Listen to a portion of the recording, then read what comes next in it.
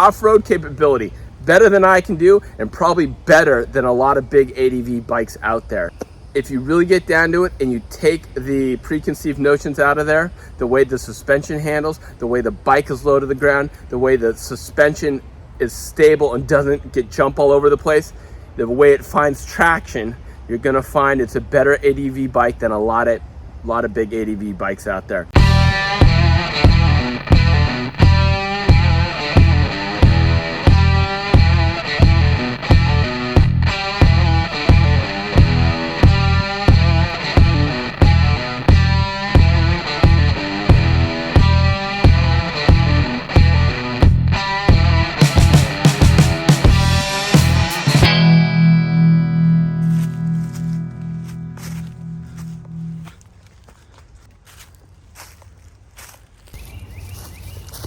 Well, I'm back to where I started from.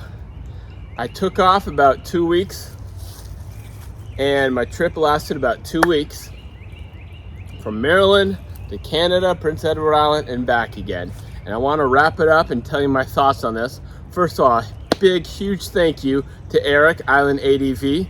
Once again, I want you to check out his link right here to his channel. Without this, I couldn't have done this trip. He really helped me out. I made a great friend. We've been chatting a lot, but I got to meet him in person. We got to explore Prince Edward Island, and he really just opened his arms, his house, and just had a great time adventuring in Canada, Prince Edward Island.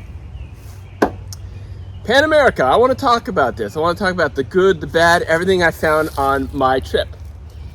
I absolutely did do some, I'll call it crushing the highway miles, 3,600 miles total distance. About 60% was highway. I'll say about 25% was off-road dirt to slightly a little bit less than intermediate, and 5% of the trip was from single track to maybe dual track, somewhere in that range. And overall, the Panamerica was by far a fantastic motorcycle. It was not perfect. I'm going to tell you some of the things that I ran up into. I had a lot of electrical issues. It had to do with starting. You can see in some of my different episodes, I ran into starting issues, electrical issues, and so forth. I think it stemmed from a weak battery. When I finally got my battery replaced in Maine, I didn't have any starting issues. I didn't have any electrical issues. I didn't have any glitches or any problems after that. I think I had a bad battery. One of the indications of a bad battery is certain components start falling off, is what the text said. So maybe display wouldn't work, or your adaptive suspension, or maybe even starting wouldn't work. So everything just kind of started slowly falling apart when I had a bad battery. When I got a new battery, everything worked good. Reliability, unfortunately, it did take a little bit of a hit. But here's the thing, and here's what I really want to emphasize about Harley Davidson motorcycles. Because it was a Harley Davidson, there were dealerships all over it, and they came and rescued me, and they came and fixed me, and they came and worked tirelessly to get me on the road that very day. No other dealership is gonna have your back like that. There just aren't that many dealers. Across the board, there's more of them, and you can find them all over the place. And they were able to get me back on the road. So huge kudos to Harley Davidson for that, which kind of balanced out and made up for some of the reliability issues I had. As far as transmission, engine heat, riding the motorcycle, fantastic, all day long. I didn't have any issues with those things. The bike had knobby tires, which I'll talk about. The Michelin Anarchy Wild. And it was limited to 100 miles an hour. I didn't go past probably 75, 80 miles an hour on the pavement, kept it around 65, 75 most of the time on the tarmac. I made it to 88 miles an hour with those Michelin Anarchy off-road in some pretty gnarly dirt, and the Panamerica did great. I left as pretty much an ADV novice, especially with big bike novice, and I came back what I felt pretty experienced for an ADVer, at least for myself. I was able to grow, I was able to get more confident, I was able to find my limits, which you've seen in some of my earlier episodes. The bike handled the single track, it handled the river crossings, the water, the big chunky rocks, the deep sand, better than I can actually ride. Absolutely. It was stable and had a lot of traction throughout the entire off-road sections. The luggage that I took with me, and you can see my pack out in episode 1 of this series, I made it as little and as light as possible and very close to the bike as possible without having to get racks. I wanted that so I could go off-road better. I didn't see any big bikes off-road. It was just my Harley Davidson Panamerica. I was miles from anybody, sometimes 20 miles from anybody, sometimes 20 miles from civilization. I had my emergency beacon with me. I never needed it. The Panamerica never let me down in that situation, in crazy off-road trails. It was so stable, it could go over a lot of the huge bumps without getting out of place, where some of the smaller, lighter bikes would get out of place. The suspension, the active suspension really was fantastic. So it let me push my boundaries, it let me grow, and it let me handle some of those huge rough bumps without getting out of sorts. And I really appreciated that.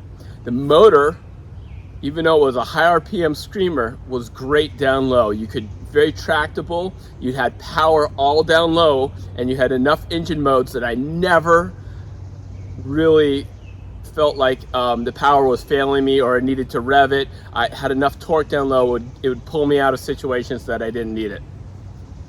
Now, this is where any large ADV bike is gonna get you. It's heavy. It's heavier than a lightweight ADV bike. It's exhausting on off-road trails, single track, dual track, it didn't matter. After a long period of time, it's very exhausting, this heavy motorcycle, especially with all the weight that I'm carrying. Even though it wasn't full packed, it's exhausting. A lightweight motorcycle, I could have got a lot more distance without being so exhausted. But the Panamerica really showed me and how to learn and how to go and how to ride a big ADV bike off-road solo. If I was with other people, I would have been more adventurous. I would have made a couple tries for some rougher areas that I had, but it loved to fly up hills. It loved to go down hills and was very, very stable the entire time. Huge kudos. I went down once, and it was because I had a leg cramp. I was just off camber. So because of the heft of the motorcycle and because it's kind of narrow and I was off camber, the bike wasn't flat. It was off camber downhill. I couldn't lift it up no matter how much I tried to do it the way that you're taught to do it. So I ended up taking a ratchet strap to get a little extra leverage, and then I was able to get the bike up. It's not as heavy as some of the other ADV bikes out there, but with all the gear which I took off, it was still hard, and it is a large ADV bike. But I was able to get up, right? I was able to use my surroundings and adapt and overcome and able to do it. So that's part of the learning and growing experience. The camping was great. The weather was not great the entire time. It was half rain, half sunny. But I used all the right gear. I used a rain fly and a hammock tent. I didn't camp off-road anywhere that wasn't a real campground, so that helped out. Or the places I did, everywhere had trees, so the rain fly and the hammock tent worked great. Sometimes I stayed in hotels or motels, mainly hotels, just because I needed to wash up, shower, and it made it a little bit easier to upload videos and make sure all my equipment was functional. Comfort of this motorcycle for 3,600 miles, I was never uncomfortable on the stock seat. I can't believe it. I ride high. Yeah, I was very comfortable the entire time. I have a Madstat adjustable windshield, and that made a difference. And I had a tank bed, I think it was uses for a fat boy, but or fat Bob. I made it fit for, and you can see in my loadout, I made it fit right here, and that worked really good. So my charging situation was good. One of the things I didn't like was the mapping situation for Harley Davidson app. It didn't work well even when I had the app open on my phone. I just use my phone for Rever is what I use. Rever is all my planning maps. I plan incredibly long and hard, And that's another thing for this entire trip. Here's the thing, right? When you plan a long ADV trip like that, you're never relaxed. You're always planning for contingencies. You're always updating your map in your head, on your phone, and you're planning that day, the next day, and so forth. That also counts for your film footage. If you're doing any sort of vlogging, it takes hours out of your day just to get your film footage correctly. So that took a lot of time to plan for. All in all, I ended up riding usually about 12 hours to 16 hours a day. And a lot of that was filming. A lot of that was setting the camera, tripod up, a drone flying up. So it takes a lot of time to do that. Let me show you the tires. I want to show you the Michelin. All right, so 3,600 miles. The rear got about 50% worn. The front maybe 70% worn. And they did better than I thought. They lasted better than I thought. I needed them in some of the mud and some of the quicksand that I was in, as well as rocky gravel and baby heads. Amazing tires. They really make a huge world of difference. You need the deep lugs if you're doing any kind of mud or deep sand type riding. Your 80/20s aren't going to cut it. You need 50/50s at a minimum, big blocky tires if you're going to go any sort of deep mud or sand. And I didn't know what I was going to encounter. I did encounter the mud, the sand, the wet. You needed those deep lugs. You gotta have them. So the Michelin Anarchy Wild, a little expensive. Got the two, and they are mud and snow, but they really saved the day a lot. All right, you're probably asking me why I still don't have those on there.